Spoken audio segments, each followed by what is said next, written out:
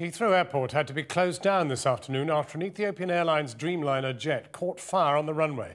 No one was on board at the time, but it is another headache for Boeing, which had to temporarily withdraw the Dreamliner from service altogether earlier this year over concerns that batteries on board might cause fires. Harry Smith is at Heathrow now. Harry. It was around about 4:30, we think, John. The aircraft, as you said, had been parked up in a parking bay, we think, somewhere across to that side of the airport. The fire was reported around about that time. The fire services attended. It would appear that they managed to put things out fairly quickly. As you said, no one on board, no injuries, but from pictures that we've seen, it would appear that there was quite some damage to the aircraft. Certainly the roof area, particularly at the back of the aircraft towards the tail, does appear to be damaged, but we've had no confirmation either from the airline or from the airport authorities how much damage or indeed what caused it. The Metropolitan Police have only told us that they are treating this fire as suspicious. Now, happening as it did, just when it did, on a Friday afternoon, one of the busiest times for Heathrow, it meant that the airport had to be closed. Although the fire was not near either of the runways, the fact that all the emergency services had to concentrate on this one incident meant there was no cover for the rest of the airport.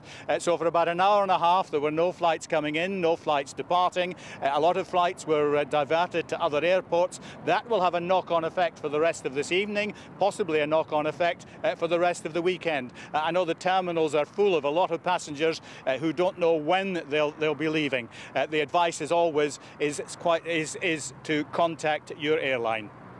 Harry Smith at Heathrow. For the implications, our business correspondent Sarah Smith is in the newsroom with more on the likely impact on Boeing itself. Sarah.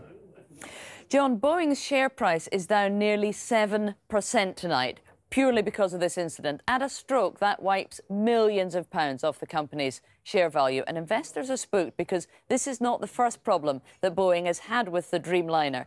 The entire fleet of Dreamliners was actually grounded back in January because of a problem they were having with the lithium batteries. One of the batteries on board one of the Dreamliners caught fire on a plane when it was parked at Boston's Logan Airport. I think you can see pictures of that incident here now, and that wasn't the only one. The battery on board a plane in Japan was found to have overheated and be leaking fluid. And the planes were only able to start flying again in April after Boeing substantially redesigned the battery system.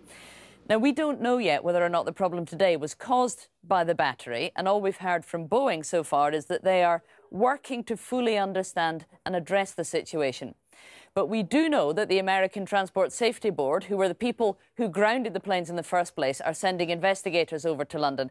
And we do know that this could be absolutely disastrous for Boeing. They have spent billions of pounds developing this plane. The company's future could pretty much rest on the success or failure of this Dreamliner. Sarah Smith.